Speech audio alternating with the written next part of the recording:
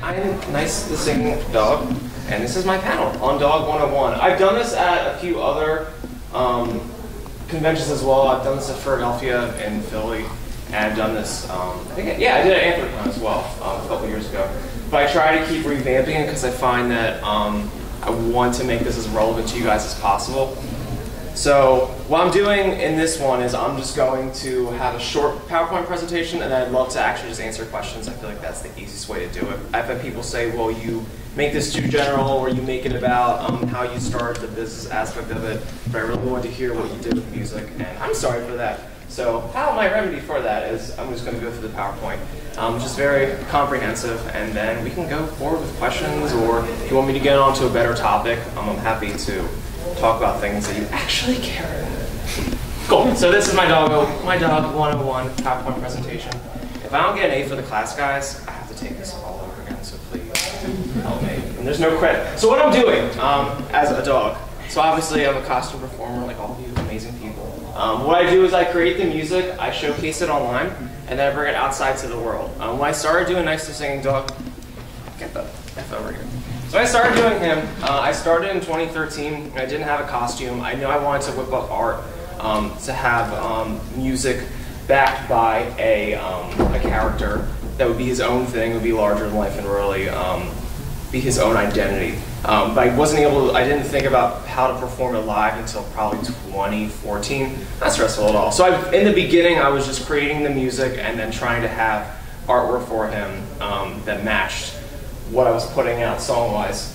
And but now it's become a little more intricate, where I'm getting requests to play at conventions, and now I work in Philadelphia with bars and festivals, which is an amazing opportunity, but also, you know, an extra level of complication. So my new thing is bringing this music that I play to performances everywhere. So, and thank you guys who came to my show last night. Don't feel bad if you did not come to my show. Like I said, they actually have archives online, and I try to post as much footage as I can on my YouTube channel, which is youtube.com/NIIC, so don't worry about it. These conventions are notorious for everyone saying, I'm going to meet up, and then there's like 80 things happening at the same time. And also, you know, eating's nice too, so if you had to eat, I'm not going to do that. I almost got run over in this picture, but we're going to keep that to myself out loud. Building blocks! So, how I do the music is I use something called Pro Tools. If you guys are musicians and you like to record inside the box, we call it, there's a few options. You can do Pro Tools, Logic, Fruity Loops. Honestly, they all work. They all work great. I've had, because I've interned with a lot of like recording studios and stuff, they're really douchey about, oh, this is the good one for that, and Logic Pro is really good for MIDI stuff, and that's all fine. You can do everything you want in them. The really important thing of what's good is yourself. And the programs will do whatever you want them to do. And there's Google. There's Google. So outside, so what I do for writing the songs is I start beyond the software and the hardware. It's in my brain first. I need to figure out two things. I need to figure out the rhythm of the song, like the feeling. So that can be like a basic rhythm and some melodic thing. I like to do it when I'm not sober. It's easier. For self-confidence reasons, you like to edit yourself a lot when you're thinking clearly. So if we eliminate that, you know, there's more room for having fun, and that's what I do. So, like I said, the first aspect is this rhythmic device with some kind of basic, super lazy melodic entity. And I like to not hash it all out and make it all concrete in the beginning, because it's its own living, breathing thing. It needs room over time to explode and get better. And also it's good for you too. It keeps the pressure off yourself. So you're not expecting the world of yourself. No one should ever expect the world of themselves. So those two things, once I figured them out, then I'll try and actually hash out lyrics. That's literally how I construct the song, through lyrics. And I've been known for myself to change my melody over time until I literally get to record it. So my priority is making sure that the lyrics are what I want the message to be, and I find that the melody itself goes with it. It ends up working out better. And sometimes my first idea is just the worst. And then I record it, I'm like, oh, this is way more fun to do, and that actually ends up being what I go with anyway. So that's why I say to not make everything so concrete in the beginning, because the best ideas are in the moment. Anyway, and plannings's just the worst. So then I record, so there's two things. I'm really grateful it's 2018 and we have a lot of things that are inside the computer. It's amazing. You don't have to go to studios anymore. No, I would love and I would kill to have a staff and amazing musicians that I can just teleport. I have friends who are musicians and they're really good players because I did go to music school, but I can't expect them to drive all the way to my studio and record. And by studio, I mean bedroom. But it's really nice in this year that we can actually do most of the stuff inside the computer. However, there are things I'm a super stickler about, which is definitely vocals and definitely guitar as well. So I try to record those into the computer reel, and then I have software for drums, I have software for bass. If anyone is a musician and does things like that and needs tips on things, I'm more than happy to tell you what I have. Also, I can tell you the drama of having to renew licenses and smack yourself over the head when they tell you shit's expired. And if anyone has things that they're like, I don't like your drum sound in the song, but I have something really cool that you would be better with, I'm like, yes, tell me what you have. Tell me your secrets, if you want to. You guys can come up to me, or email me, or message me on any of my things. I'm happy to talk about those things too, as well. So, yeah, vocals, come here. Kyle, what is this?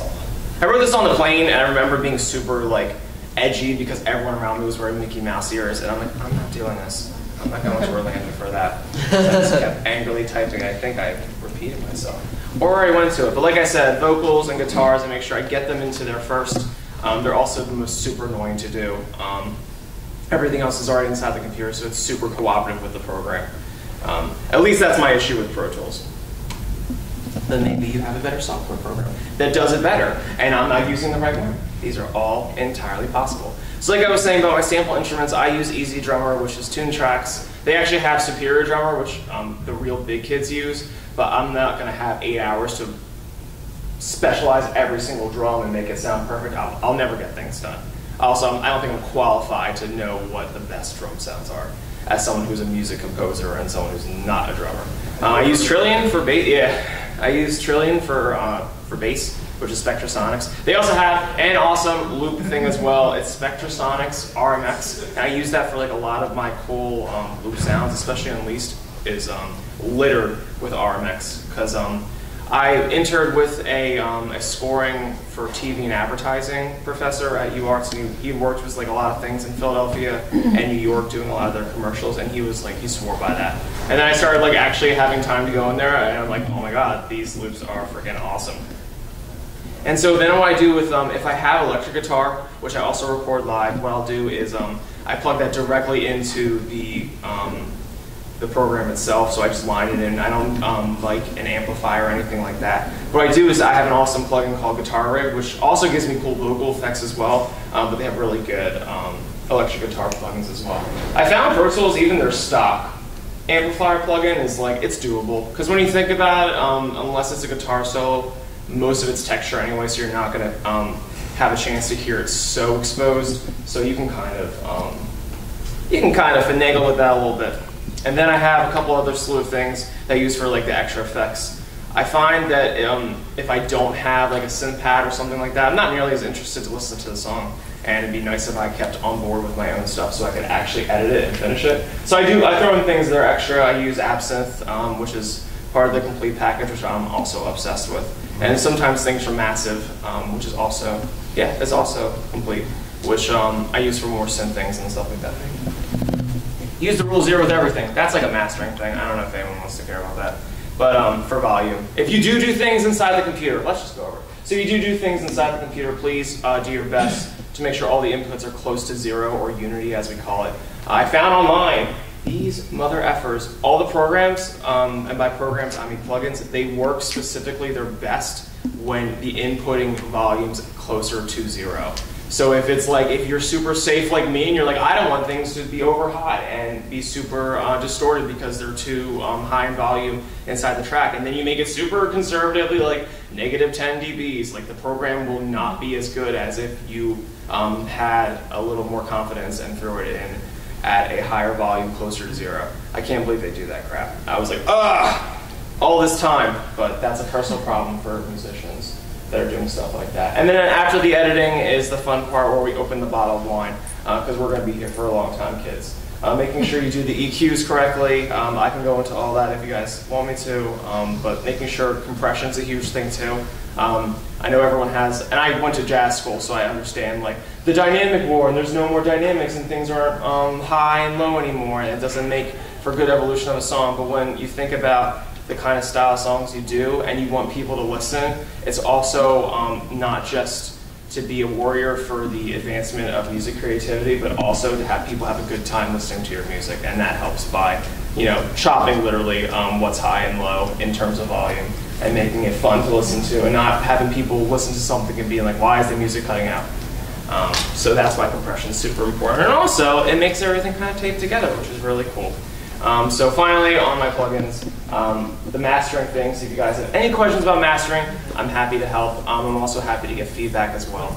A big thing I find with all these things is that over time, you know, you only get it at the end. You know, it's a huge journey to learn all these things, and that's why most people hire masters and mixers, and I just don't have. This box just like opened. That was terrifying. There's an iguana inside. So this is what I use for all that, guys. Live! So live is the fun part. Live is my favorite part because when I started in 2013, like I said, I only really, my whole thing was like just to see how far I could actually do this. I didn't think I'd actually get this far. And we're here apparently. And we're here apparently doing this live. Literally my first show was in FurCon, which was in Rochester, New York, like all the way up in the north. I don't know, but it was such an awesome opportunity to be a part of that. But that was literally like the first time they're like, oh, and you're gonna perform. And I'm like, yeah, I'm gonna perform. I had the costume, I had the music. Didn't think that I actually would get that far to perform. So that one, I actually literally, that was my first performance, and I lip synced it. I was like, I don't have time to practice the singing, because to record singing is really nice, because once you're done it, you can go home. But to actually perform live, you need to practice on a daily basis. Who knew? So I wasn't ready for that, but it worked out, you know? And I was like, this is the first and last time I'm ever going to lip sync for my life. So none of that. But that was an example of I need to just get on my game about live stuff. I ended up making a tech rider, which is what I have in front of you, because I have a lot of people saying to me, all right, well, we need to know what you have. And what you need to do. And I kind of liked it for myself as well, because I could actually give myself a guideline to do and be like, this is what you need to do. Get your life together. So what I've wanted to do is, and obviously the biggest logistical thing is, okay, you need to perform all these things, and you want to do all the music as much as you can, but you're also in a costume. And I don't know if any of you see me perform live, I sing like half the lyrics. Also, one of the things, the strategies I've done to get through an hour show, which is worth it. I've seen, it seems like a lot of you guys enjoy what I do, and I watch the videos, and I'm like, these are awesome. I know when I messed up here, here, here, and here, but they're really cool, and I know what to do better. But this is my basic setup. Is I have, in the back, I have CDJs, mixer things. I don't use them like a DJ. I'd love to use them like a DJ, but I use them strictly to play all the audio that there's no way I'm going to play. Besides that, I also have these two things that are called Akai and MePlx's. They're just sampling instruments, and I like them because then I can also interact with the music a little more instead of it just being play and go. So I use them as well for that, to play other things in addition to just the music running on these DJ mixing things. And then I have guitar as well, finally. I can put guitar into things, which is really cool. And also, I found it's really nice too because it's not always, doesn't always have to just be watching the same thing of walking and singing. Yes? How do you get around the first head problem? Have you like embedded a lavalier in your head? That was a, so right now I use a wireless mic outside the head. I had in the beginning done a lavalier, which is really good because you get it the closest you can to possibly hearing everything. The problem is you hear everything. And inside that thing, I'm like, the whole time. It's just like you're just wheezing. And that's why I like having the microphone, because I get stressed out in there if I feel like every move has to be perfect. It's like this cycle of like panic that happens. So I've done really well with just trying to have the microphone. The only thing with the microphone, and I forgot to bring it because I shouldn't have relied on Megaplex or asked anyone to do this for me, but I like, in Philly, I have a lot of nets for the microphones, like the foam cover, whatever you call them. I use them because you're never going to be able to be perfect at everything. You're doing 80 things at once inside a costume, so it's really nice to have that cushion on top of it, so it doesn't smack and everyone hears this giant clamp when you mess up and you're like, oh, I'm eating the microphone. But I've done the wireless mic and asked the tech people to be super cognizant that like, you should probably crank that thing up and then let me know where not to get feedback. Because that way I can take my breaths, I can wheeze, and you guys don't have to hear it. And it's been the best thing, and the biggest thing for me with all this is like having as much control as possible in an environment where you have no control and you could fall on your face any minute. Yes, I'm sorry. Actually, you could noise gate your mic input, and set it so that it's only your vocal frequency that opens the gate. Oh, that's cool. So that you don't have the wheezes and the breaths and stuff coming through. Oh, that's kind of nice. Yeah. I'll look into that then, because I like the lavalier because it's more crisp and clear. But my biggest issue is that I don't want anyone to hear me vomit inside. All right, I'll look into that. That's awesome. Thank you. Because yeah, again, I'm always trying to make these things better as well because it's not an exact science, and I try so hard to find people doing what I'm doing, and I get people that are kind of close to it, but I would love to see more people doing what I'm doing. Also, because a lot of people are smarter than me, and they'll figure it out, and then I can jump on board with them. But what I do is I use the wireless mic, I use the guitar, and I have a cajon there, but I haven't put it into live practice yet, also because I only had like 100 pounds of things to put on the plane. I was like, things have to stay back. For that. So yeah, like I said, I use the samplers, the guitar, and I sing. As I keep doing this and I get better at my job, I'm going to have more things that I'm excited about. And I think it's fun too, instead of just having someone in a costume walking back and forth on stage singing, it's nicer for you guys too. And I like being able to do acoustic songs as well, instead of you always hearing bass kicks on the floor. It makes it funner. Oh, and have fun! Speaking of fun. So this is the end of my PowerPoint presentation. If you guys don't give me an A, I have to do this over again, so just know, I need credits for this. I'm just kidding. Does anyone have any questions? I'm happy to talk about things. Yes? Oh, not a question. I just like your choice of the Comic Sans Master Race. Yeah! You have to do it like that. And I really rarely use Comic Sans and things because I'm like, oh, Comic Sans, you like notice it from a mile away. But when you can use it, you can use it. Yes? How do you prepare psychologically for an onstage performance? Are you ready to go right away, or is it something you have to kind of build up to? I'm always stressed out. Absolutely every time. The biggest thing is that I would love to have like 5 people with me at all times setting up things. But one, they would have to know how to plug in things. To explain to them is too much time. It's easier if I just do it one day. So that's my first thing, is that I try to get down there super quickly. So I'm already rushing, trying to get there. And I want to try to set this up so that you guys aren't waiting on me to perform. Not stressful at all. So I freak out about that even before I've started. What was really awesome about Megaplex is that Stitch and their team literally got me ready, and I had 10 minutes, and I like didn't know where I was. I was like, I had 10 minutes to just wait. Okay, I can't start early. It was really awesome.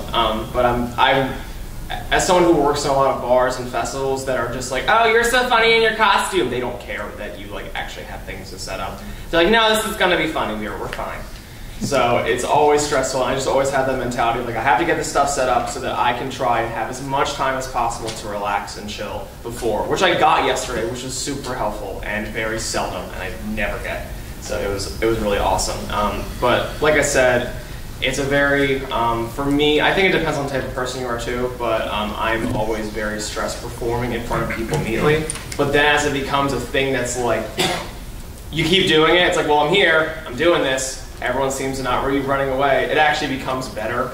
I think being in the costume is awesome too, but I was really prepared to have all my bags like left at the thing and perform as a white person this weekend.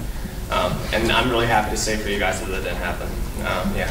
I'm sorry. Yeah, is this like your business? Do you have like a business? Yeah, it's an actual LLC. Just because it's not my only job. I'm a bookkeeper for restaurants in Philadelphia, so I do all their money. And I know how annoying it is to have the tax people on you. And I would love to also be able to get back my money for things that I have to invest in doing what I do with him. In the beginning, it wasn't. In the beginning, I was putting in all my money. and not putting it on my taxes or anything. So I really wanted to change that so that I can reinvest and get more things, because that only goes for so long before you're out of money. And you can't ask it of everyone all the time. So he's actually his own thing. Also, because I'm afraid, because I do a lot of things in Philadelphia, if something happens and I kick a kid or something, if you're liable for that. If you have an LLC, that also protects you. They just take away your dog, which I will get over in 3 years with a giant ton of tequila. Yes? How did music change your life, especially in the Furry Phantom? The Furry Phantom was a huge, big example of that. I've been doing music all my life. I was in a lot of bands in high school. I went to music school in Philadelphia. But doing this with all of you guys has been like a huge step forward. He's actually something I did in college. I had this puppet show called Sebastian the Singing Cockroach. If anyone knows what Mongrels is, it's this BBC show. It was awesome, but such a high budget and so demanding. And I watched, I was like, they like put all this money and stuff. And it was basically like Family Guy with puppets. And it was super raunchy, but they always had musical numbers and everything was so intricate and these puppets were like ridiculous. And I was like, I want to do this. I want to have something like this. And so I did Sebastian's because I worked at a coffee shop in Cozy. Where are you? Cozy, do you know, were you here for Cozy on 12th and Walnut? Yeah. It was Gay Cozy. I worked at Gay Cozy. Oh, wow. Yeah. It's not even there and anymore. now it's closed for some reason. Yeah. No one's buying it, which is really dumb. But but then everyone was all on board. They're like, okay, yeah, just come in and just like film stuff. Like, and then maybe make a sandwich and maybe put bread in the oven. I'm like, sure, okay, whatever. Not a health violation at all. But it was really cool to do what I did for music.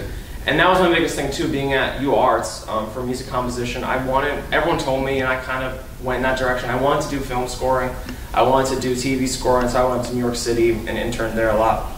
But at the end of the day, I really just wanted to do my own thing, and I wanted to have people come on board with me, but at the end of the day, have my own music, perform it all, and do all that stuff myself, and have people join along the way. And so once I was kind of overwhelmed by Sebastian, it was just too much doing like the movies and all that stuff, and having that all have to come out every week and stuff like that. I revamped it. I found out about you guys and I researched what you were doing, albeit I really wish I had more people like Bucktown and Pepper Coyote and Foxmore and all them doing things. I wish there were more examples.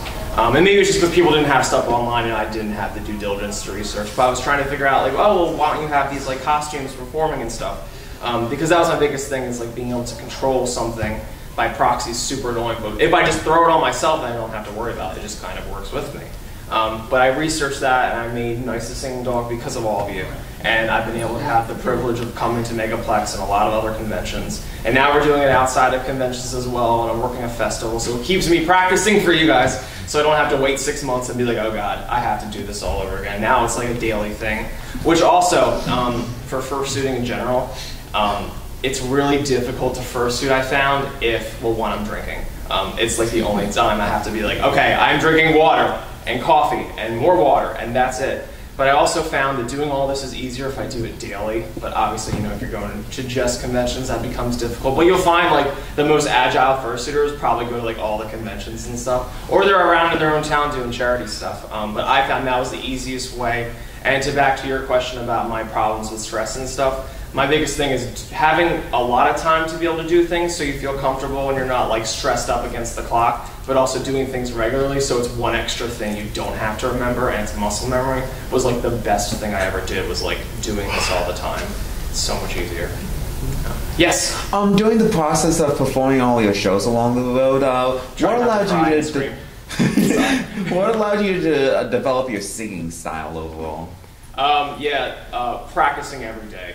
That was my biggest thing. Like I said, I would just primarily just record it and then put it online everywhere, and then I was like, I'm done with it. I don't have to do anything else. But I realized I need to actually practice it too if I wanted to perform.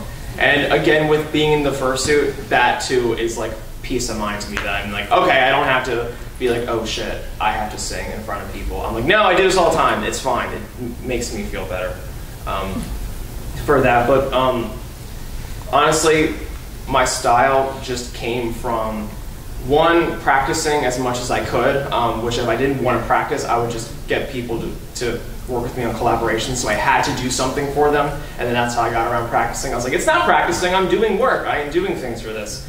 So that's how I tricked myself, but to get myself to do it all the time. And then the second part was watching my videos, which I hated so much, but I had to. I was like, I have to, I'm not gonna know what I look like, and people are gonna give me these these critiques, and I'm going to be like, whatever, and I'm not going to get better. So I'm like, oh, if I don't want to hear people and absorb that right now because I'm too insecure, at least I can watch my things and be like, oh my God, they're right. So I mean, the combination of practicing as much as I could and listening to my sound too. When I started a lot, I used a lot of pitch correction, which actually I still like using auto-tune for, not for actually controlling all your voice because you can't sing perfectly in tune, but it actually has a nice, cool effect to it if you do it super subtly. So I'm integrating that back in as well. But that was kind of a crush in the beginning for me, as I need to just get everything out, and I was like, I'll get better at the singing as I go along, which is the case. But yeah, practicing as much as I can and being able to watch myself and not completely wet my pants at what I find. Did you take any singing lessons? I took singing lessons at UArts. I was in a lot of choirs and stuff. I had to, as a composer anyway, I had to like do all the instruments, which was like, yes, please, don't break my arm over that. Sounds awesome. I literally like went to school just to like sing. But I was also in a lot of musical theater classes. I wanted to also be a playwright, which is also another tedious task that I was like, I want to do this more. But it was still a really awesome experience to learn. And I think doing those though, it's kind of a different experience compared to what I do up here. Because that it's also more hard in my opinion because you're part of an ensemble of people. You have to cooperate and all be in tune. You can't just do whatever you want. I have so much more, liberty with this. But that's kind of where I got my lessons from. And before that, I had like opera singing lessons because I wanted to be in a band. And I guess my mom was like, yeah, well, we have this place called the Guitar Guild, and you can like get singing lessons there. And he was like, opera. It was like pulling taffy to get him to teach me Seasons of Love from Rent. He was like, okay, well, I mean, we can kind of do this, but you still have to have good voice quality. And I'm like, okay, well, at least it's like something that I know, not like friggin' opera or Mozart. But that was the closest thing I had to singing lessons, and I was like 10, and I was like, I'd rather just sing songs and get better a different way. I don't know if I found that way yet. I don't know if I found a successful way, but like I was answering your question with, doing it every day has been the best teacher to me. But learning the technique helps a lot too. I found the biggest thing with singing that I had a problem with was not using my diaphragm. I was like, I'm singing pop music. I don't have to have any of these technique things, but like having the diaphragm in there and being in this giant heat bag, and albeit it's not even a full suit. It's just putting it on your head and arms, but still your like body's doing all this cardio. It's like, it's nice to not have to worry about using your lungs for everything and using your diaphragm to be like, okay, your job is to make sure air comes out of me and not as a panting dog. Which has been another strategy of mine I've had to figure out, is like how to sing and breathe for air at the same time in a giant oven, which you get. I swear you get it. No one passes out. Not that I know. Hopefully that answers your question. I like to ramble on too. I'm sorry if I digress. It's also the coffee. I blame Starbucks. And he drinks more of it. And I drink more of it. I have to. Brand placement. Yeah. But I hope you guys are enjoying the con so far. Yeah, this is like one of my favorite cons. I really, I love the staff. Not just because I'm GOH, but also just in general. I don't like all the treatment of that. I'm not used to it. I'm not used to people actually caring. Like I said, like I do this in Philly all the time, and everyone's like, oh, I guess you can play. It's like asking them to play is like pulling their arm. Like, well, if you're just going to be free and we're just going to promote you on our site, that's cool. And I'm like, yeah, thanks for noticing me.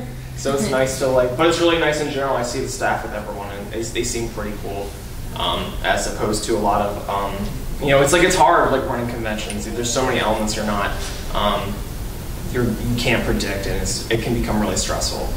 And it's hard to be able to control that anxiety. Also helps you do the convention for 18 years. I guess you're like, we got this. We got this. But they're a really good team. And I like the buildings. I know it's really annoying to go outside, but I'm like, the walk is not that far. And frankly, as someone who only likes winter, it's all gross to me after 50 degrees. So it's whatever. But yeah, I hope you guys are enjoying. It's awesome. Did anyone have thoughts about my concert last night? No requirement. I don't know. Anyone have any thoughts? Yeah. Hello. Hi. Do you hear me? Yes. Yes. It's awesome. hugs.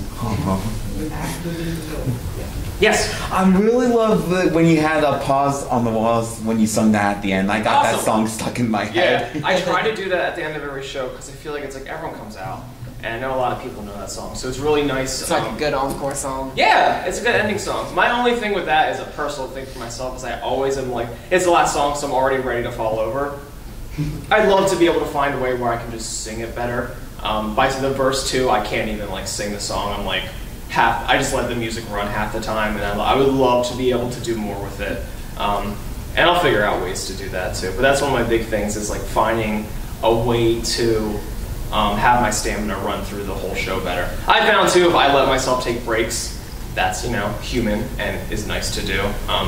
In the beginning, I was super self-conscious to have any sort of time gaps in between. But I think it's nice. I'm starting to see watching things. It's nice too for people, and then you can just talk. And some people just want to just kind of see who you are too.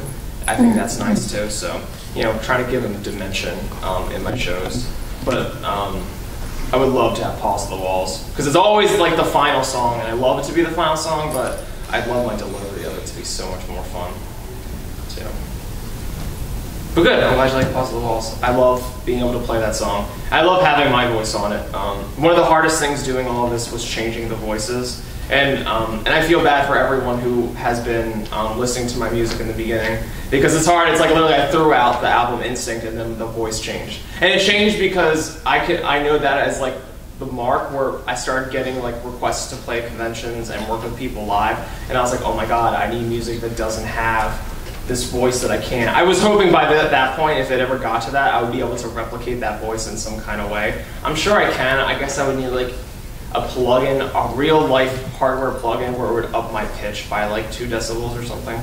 But I haven't found it. And at that point I was like, I'm just gonna change the voice and just have it not my altered voice. I did want him to have originally that altered voice because he was his own character and he needed his own voice in my mind, and I really wanted that to be a part of it. But then logistically I was like, if it means I can't perform live, I have to make some tough decisions. But so I'm sorry to everyone who heard the switch between Unleashed and Beast and was like, oh my God, his voice was changed. still amazing either way. Cool, thank you. I love the old voice, but I hate that I couldn't. It was too difficult to get events and perform for places that didn't have the hardware I needed to make that work. And I was like, I can't not do things because I am a spoiled brat and I need every single piece of equipment to make this work. There's a limit to me where it's like, and what I like about him too is that's the thing is like I love to have as much equipment as I can, but I love it to be flexible because you are working with people that are committed to other bands as well, and they're also doing other events. And like I can't ask this AV and sound team to be able to have all the possible equipment for me. So I like with him too that I can have the control to say at the end of the day I can press play and sing on stage, but if everyone was able to help each other out, it's also nice to know I could like have a whole arsenal of things as well. And the voice was a limiting problem with that because that would mean every time I would need that kind of hardware. And I'd be SOL. But I'm glad you guys have been sticking by with me as my voice changed. I wish it was for puberty reasons. That'd be a much easier way to explain it. Yes, by 24, I am able to reach puberty, and now my voice is angelic. No, I wish that'd be such an easier reason. It's like, no, I can't explain to you that I can't figure out how to get the voice to do live, but I just hope you guys stay with me, and you have, and it's extremely appreciative, and now we can do more fun with it. What are your plans for the future? What do you see just do. Yeah, I was really excited in 2017 when I finally figured out. My biggest thing was I wanted to do more than conventions, not because I don't like conventions. I love playing at conventions. I love that it's a whole weekend thing. Also decreases the stress when I know I'm not running all this way to just play and leave. Unlike for Affinity United where it's in Virginia and I'm literally driving there from Philly to play and then I have to come back because I have something else. That's a personal problem and I need to schedule things better. But I like not just being able to do conventions, but also do things year round because like I said, I like to keep doing it. I get better as I keep doing it daily. I love to keep doing that. And also too, then I can have more material posted up for you guys. It's also good because at the end of the day, like I liked conventions a lot in the beginning because it's so hard to get everyone together to see me play. But at the end of the day, people are still not going to see you play. So what's the best thing you can do? Have all this material for them online that they can see as well. If they just can't make things because of money or distance or anything like that. So I like doing the things outside of that, and I was really grateful by 2017 that I was able to say that I worked at bars and festivals. Because I moved back down to Philly from New York, and I was doing NIIC in New York a lot, but it was more just going outside, being like a fursuiter, getting pictures, and then just going home, and that being it, and being like, look at all these pictures I have, but not actually performing. And I was like, if I'm going to come back to Philly, where I was already here for school, so I know people, I am going to pull their arm, and I'm going to tell them that I'm a green dog guy, and they're going to get over it, and we're going to play at bars, which was like the most stressful thing in my life.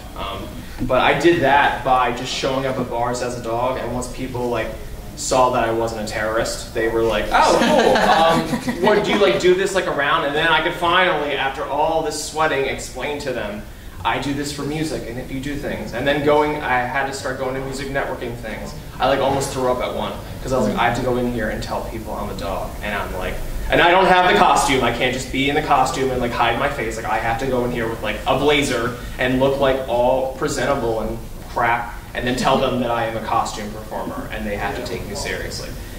It always seems worse than when you actually do it, but I was about to vomit outside. But once you got through that stuff, I was able to say that I could work with bars and stuff, and they let you on board with that. So my plans for the future, to answer your question super longly, is I want to keep doing this. I want to keep going farther. I want to, really, for me, it's a time game. I'm trying at this point to just basically fill my portfolio up and say that I played for all these people and I've done all these things, and get as much footage as I can so I can just keep climbing the ladder, so that finally as many people who can see me can actually see me, which is the end game for all this. It's really hard. I find, as someone who also likes music and likes a lot of bands, it's hard to stay with people on their journey, you know, if you can't be part of the whole experience. So I want to eventually do, I guess my real answer for you is I want a tour. I want an actual tour. That's a really short answer. Why couldn't we have just done that, Kyle? I want a tour. I'd love to be able to go around and work with a lot of people. And I think what I've done in 2017 and now, working with a lot of different people as well as more conventions, will get me the ability to string together some hacked up tour and be like, okay, I'm performing in all these places and they're all, none of them are like each other, but that's what will make it magical. I must get an award for the longest answers. They don't have to be long too, that's the best part. They could be like 2 words and I won't get to it. But I love it. I love everyone's in on it with me. I love that we're all having fun and doing it. And I want to keep, what time is it? 43, 10:43. Oh, awesome. Cool, great. I was really expecting this to be like 20 minutes. Yeah. Like, shit, no one's going to have anything answered.